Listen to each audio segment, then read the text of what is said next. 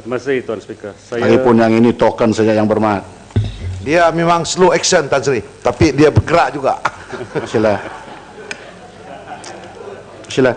Okey, ini di bawah butiran 410200, emolument kaki tangan kontrak lah. So saya harap Jabatan Perdana Menteri kaji balik kaedah mengambil pekerja kontrak di kementerian-kementerian lain juga seperti kesihatan dan pendidikan, kerana pekerja-pekerja kontrak ada dapat banyak masalah daripada segi pension mereka, daripada segi pinjaman rumah, daripada segi kenaikan gaji mereka. Ini miskinkan pekerja-kerja biasa yang diambil sebagai kontrak. Kerana tiap 3 tahun bila kontrak dibaruhi, mereka hilang kerja mereka.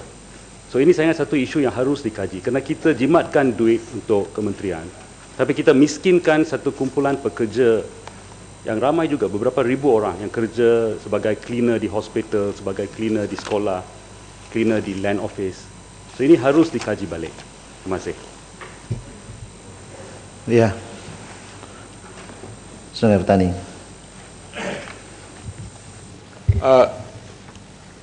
Sehubungan dengan itu, saya juga meminta untuk kementerian melihat balik bagaimana pekerja-pekerja kontrak. Saya sambung ni, bagaimana pekerja kontrak ini diberikan janji.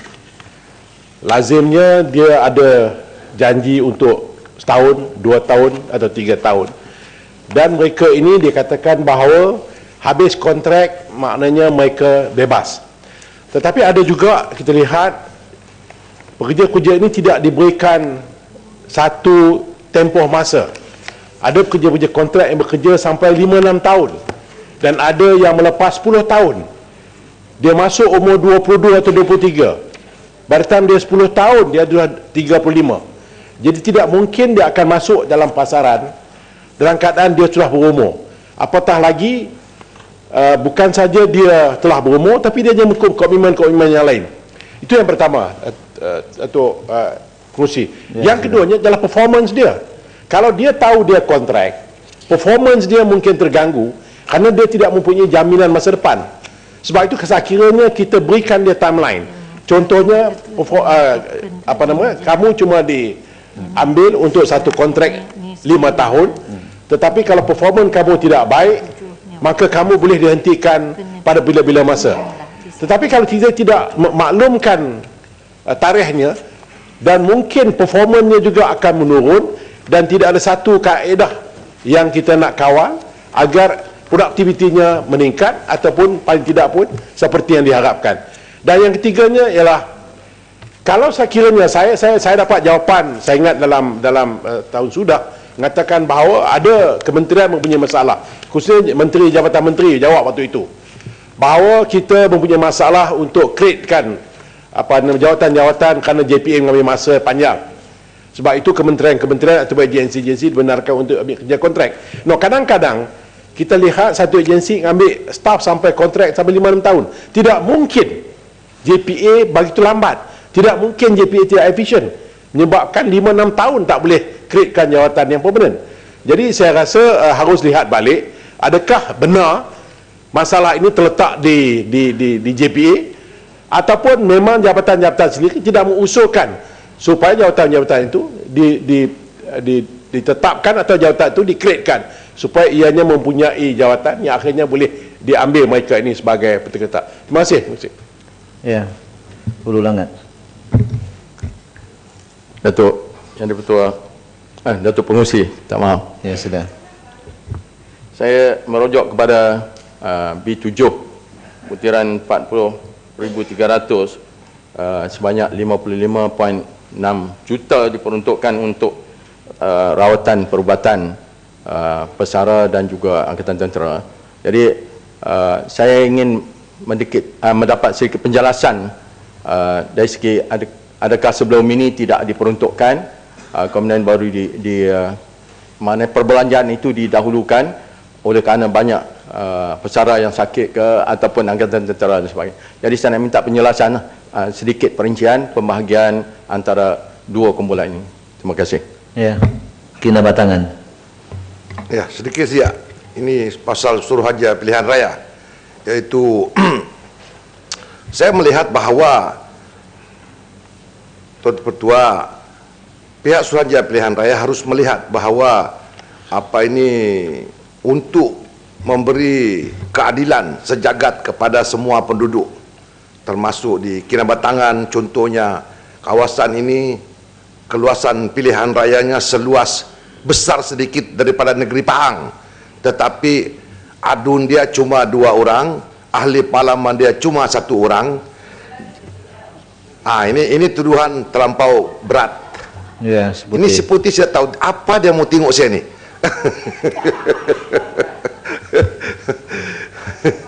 Saya Ya, Rompin bangun.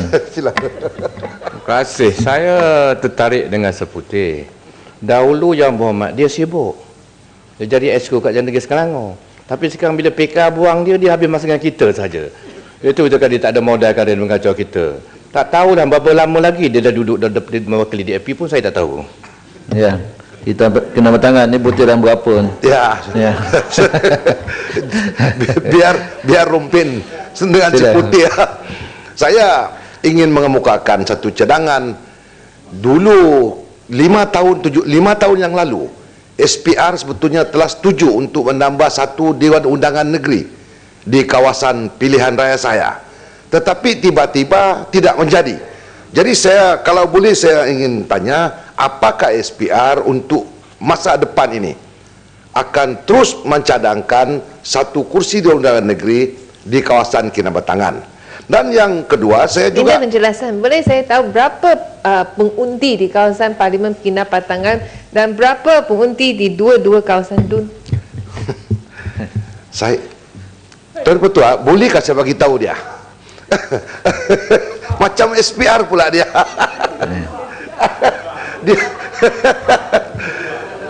Pengundi saya 25,000 untuk parlimen.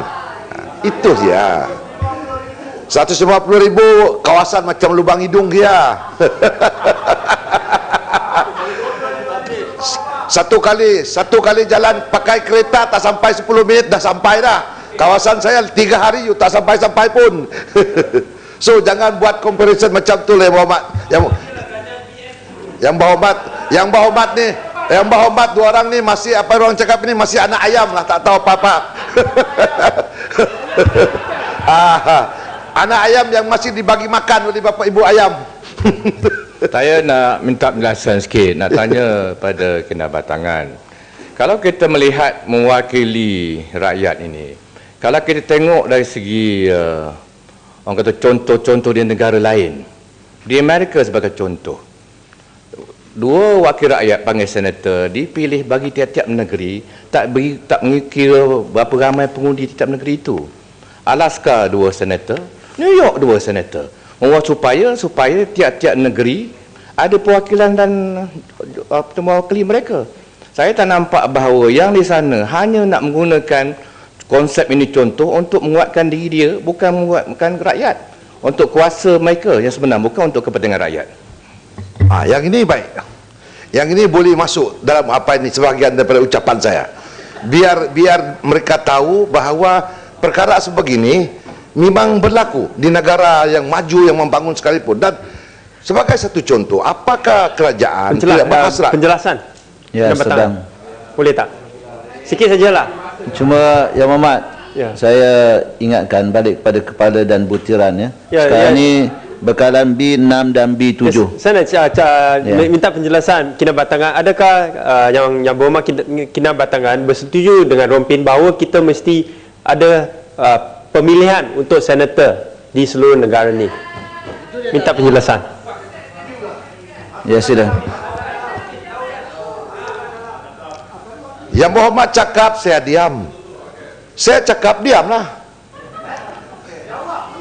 Saya jawablah, macam mana jawab?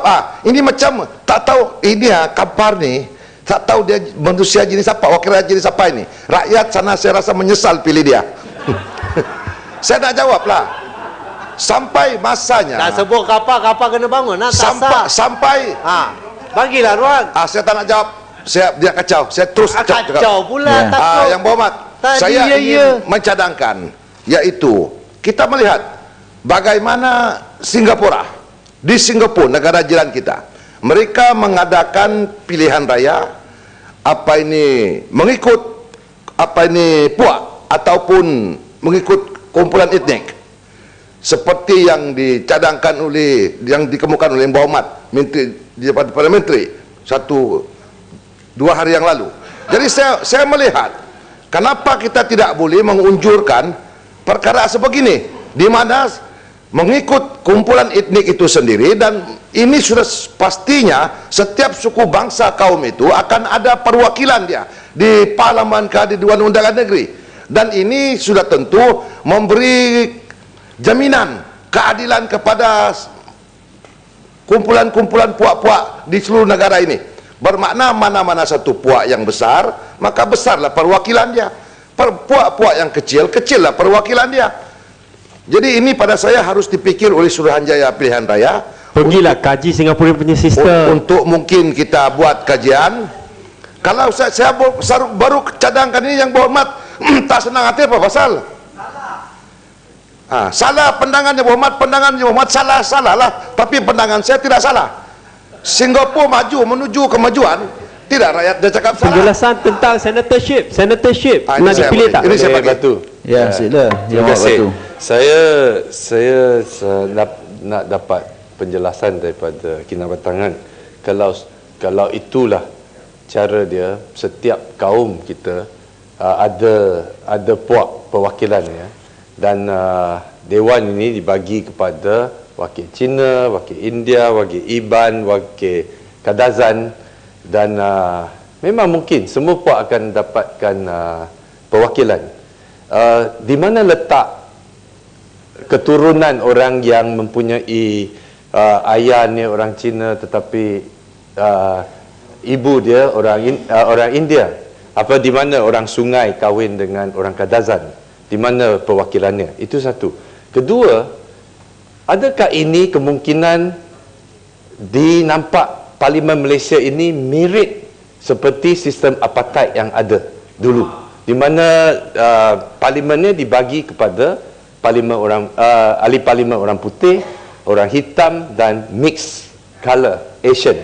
So adakah ini boleh dibagi satu tafsiran yang tidak baik untuk Malaysia ini di pandangan antarabangsa? Saya nak dapat pandangan dari Kinabatangan. Okey. Yang soal mekanisme tu rasa saya biar apa ini perlu ada permusyawaratan yang mungkin 2-3 keturunan mungkin dia boleh pilih lah mana satu dia suka. Kalau dia Cina dengan Melayu, dia padailah suka mana dia pilih, sebab dua-dua dia boleh. Ini maksudnya dia boleh dua alam lah. Yang soal apartheid, rasa saya tidak timbul soal ini. Yang apartheid ni apabila orang minoriti mengontrol, menguasai, memerintah orang majoriti. Seperti di Afrika Selatan, orang kulit putih memerintah di negara orang berkulit hitam, dijajahnya, ditindasnya. Itu apartheid. Di negara kita ini, kalau contohnya orang Melayu, majoriti dia lebih banyak daripada kaum-kaum yang lain, maka itu tidak apartheid. Dia berhak mendapat lebih daripada suku bangsa yang lain, sebab kita ikut kita punya apa ini kebesaran keturunan kaum itu sendiri. Dan pada saya itu cukup baik, sebab sekurang-kurangnya macam suku bangsa saya Sungai Melayu bolehlah dapat 2-3 perwakilan. Sekarang ini satu saja. Jadi ini sebetulnya yang harus kita lihat supaya perwakilan suku bangsa itu dapat dilihat oleh SPR sebagai satu unjuran untuk kita mengadakan pilihan raya yang lebih adil, telus dan jelas pada masa-masa akan datang. Datuk Pengerusi, saya menyokong. Ya. Ya, sila. Terima kasih Datuk Pengerusi. Assalamualaikum warahmatullahi wabarakatuh. Saya merujuk kepada B6 butiran 080300 Pusat Rukun Tetangga di bawah Jabatan Perdana Menteri. Rukun Tetangga telah ditubuhkan pada 1975 dengan fokus pertama kepada keselamatan kawasan kediaman yang dijaga sendiri oleh rakyat di sekeliling, dan fokusnya bertukar kepada kejiranan dan menghubungkan perpaduan pada sekitar 1983, dan seterusnya fokus fokus rukun tetangga telah diperluaskan kepada pembangunan komuniti untuk memastikan perpaduan nasional. Sehingga September 2013, terdapat 6,390 pusat rukun tetangga di seluruh negara dengan 3,901 anggota SRS diwujudkan. Saya ingin bertanya, daripada jumlah ini, pusat rukun tetangga di seluruh negara, berapakah pusat rukun tetangga yang boleh dikategorikan aktif? Ataupun apakah kriteria yang dikatakan sesuatu rukun tetangga itu aktif? Dan apakah bentuk galakan yang diberikan oleh kerajaan kepada pusat rukun tetangga yang aktif untuk terus kekal aktif? Dan juga pusat rukun tetangga yang tidak aktif kepada yang aktif, agar matlamat perubahan ini dapat direalisasikan. Apakah tindakan atau apakah yang dibuat pada rukun tetangga, sektor kawasan rukun tetangga yang tidak aktif? Contohnya, jadi peranan skim rondaan sukarela SRS ialah menganjurkan kumpulan rondaan yang bertugas pada malam untuk menjaga keselamatan di sekitar.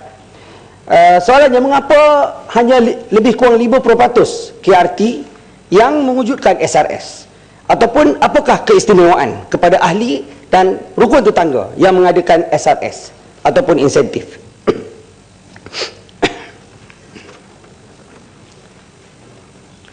Setiap kawasan rukun tetangga disarankan untuk mewujudkan sekurang-kurangnya 12 program dalam 1 tahun dan 6 mesyuarat dalam 1 tahun. Dan peruntukan yang diberi hanyalah 6,000.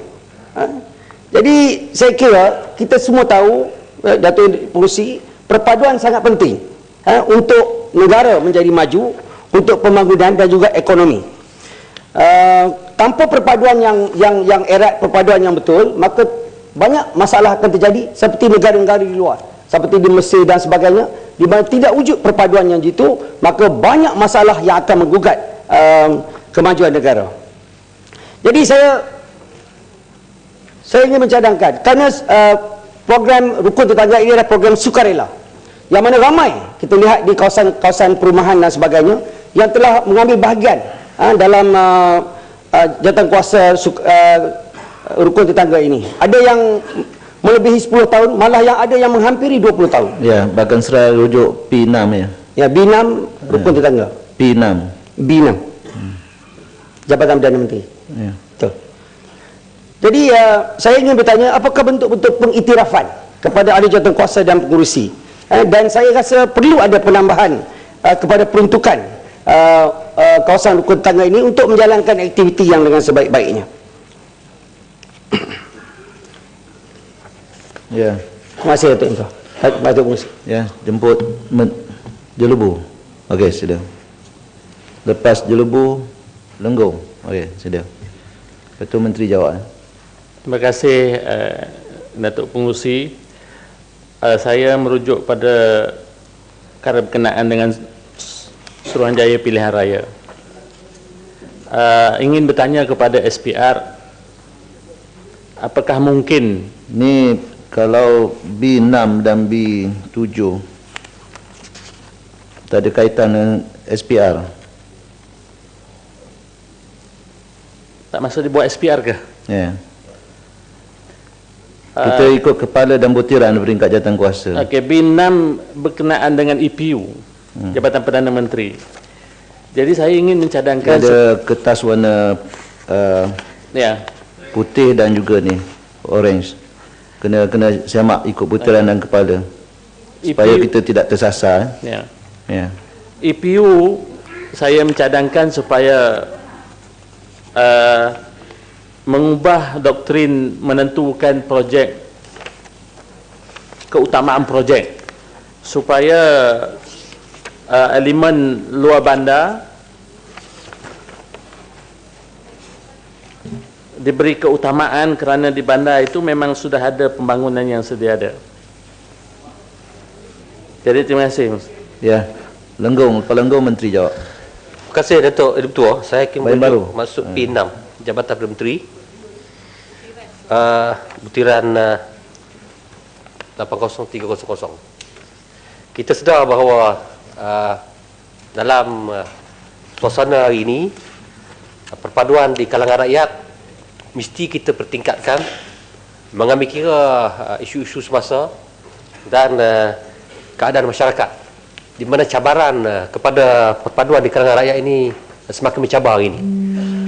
Sudah tentu dengan cabaran baru, dengan keadaan baru, maka jabatan dan agensi yang bertanggungjawab dalam soal perpaduan juga mesti mengurat langkah, mesti diberi pembaharuan, pendekatan yang baru sesuai dengan keadaan itu. Sebab itu saya kira, saya sokong sangat apa yang Bagan Serai sebut tadi. Farid Buntar sebut tadi ya? Bagan Serai sebut tadi bahawa mesti ada nafas baru diberikan kepada pusat rukun tangga ni. Sebab itu kalau kita lihat hari ini, Kementerian Perumahan Kesihatan Bandar dan Kementerian Tempatan telah pun mengorak langkah mewujudkan JPP,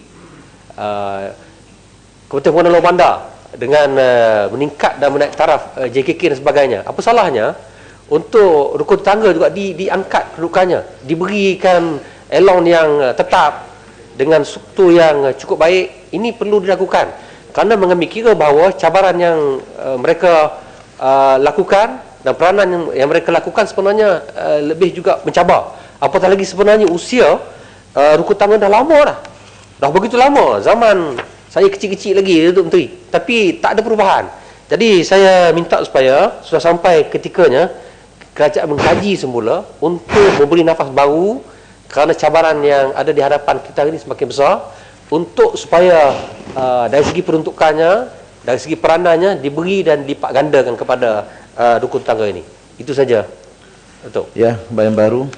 Terima kasih Tuan Yang Di-Pertua. Terima kasih.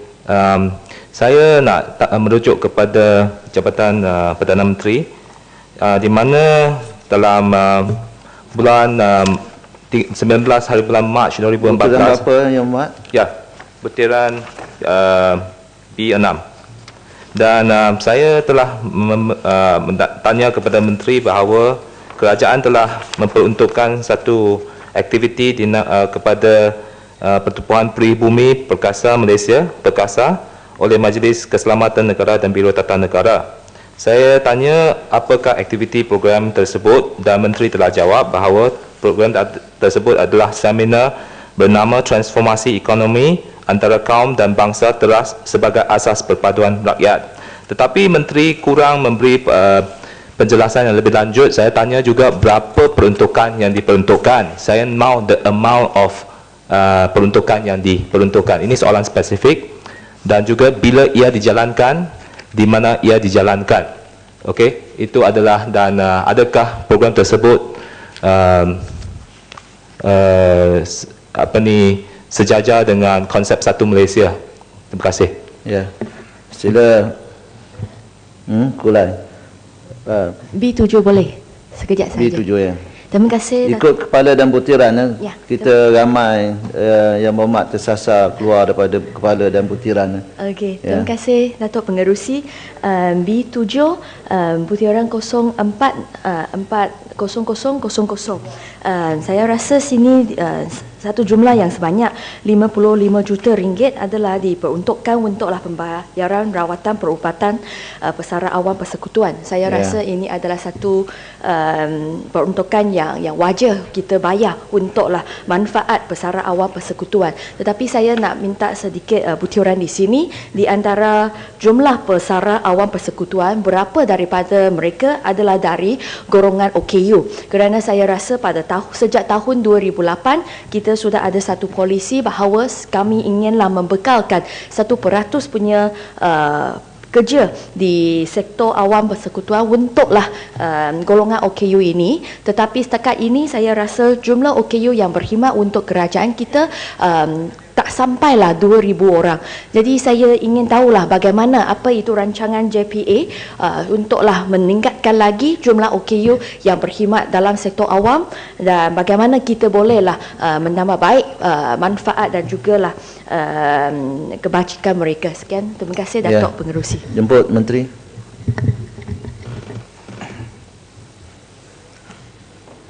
Datuk Yang Di-Pertua, pertama sekali saya ingin mengucap terima kasih kepada semua ahli-ahli yang berhormat yang telah mengambil bahagian untuk membincangkan mengenai B6 dan juga P7 Jabatan Perdana Menteri